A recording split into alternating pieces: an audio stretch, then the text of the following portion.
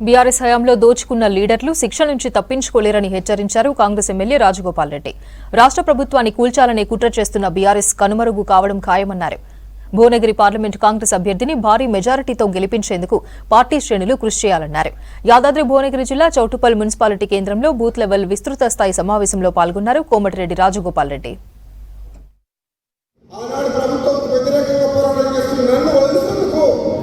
ప్రభుత్వ యంత్రాంగం మొత్తం వచ్చి ఊరికో ఎమ్మెల్యే వచ్చి మంత్రులు వచ్చి మొత్తం అధికార దుర్వినియోగంతో చిన్నాభిన్నం చేసిపోయింది వ్యవస్థని. కానీ సోదరులారా, మీ అందరికి చెప్తున్నా, ఆ ఉప ఎన్నిక తర్వాత మొన్న జరిగిన ఎన్నికల్లో కూడా అధికార దుర్వినియోగంతో చాలా తప్పులు చేసింది. మీకు తెలుసు, ఇప్పుడు ఫోన్ ట్యాపింగ్ కేసు అవుతుంది.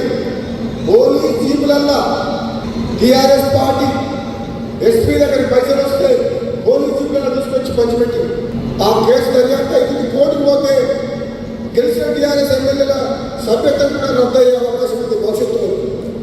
మన కార్యకర్తలు, మన నాయకులు, గ్రామ మండల నియోజకవర్గ స్థాయిలో మనందరం ఒక క్రమశిక్షణ గల పార్టీ కార్యకర్తలుగా, సైనికులుగా బూత్ కమిటీలను మాత్రం మీరు ఒక్కసారి మళ్ళొక్కసారి మండల కాంగ్రెస్ అధ్యక్షులు, టౌన్ కాంగ్రెస్ అధ్యక్షులు, MPP, ZPTC, municipal chairman, councillor చెప్తున్నా, బూత్ కమిటీలో ఎవరైతే ఉన్నారో క్రియాశీలకంగా పనిచేసి ప్రజలకు సేవ చేయాలనే లక్ష్యంతో, ఒక నిబద్ధతోటి క్రమశిక్షణ కలిగిన వల్లే బూత్ కమిటీలో ఉండండి. మీరు చెయ్యలేము, మీరు కాయలేము, నాకు ఉద్యోగ రీత్యా, వ్యాపార రీత్యా, ఏదైనా వ్యక్తిగత కారణాల వల్ల చేయలేకపోతే బూత్ కమిటీలో ఉండకండి. ఉండవా అంటే ఉన్నా, తిన్నవా అంటే తిన్నా, పన్నెవా అంటే పన్నె అన్నట్టు ఉండవు. ఎందుకంటే ఈ వారంలో కష్టపడాలి, పడాలా ఉందా? ఇప్పుడు నేను రాత్రి మొదలు వదలేదు.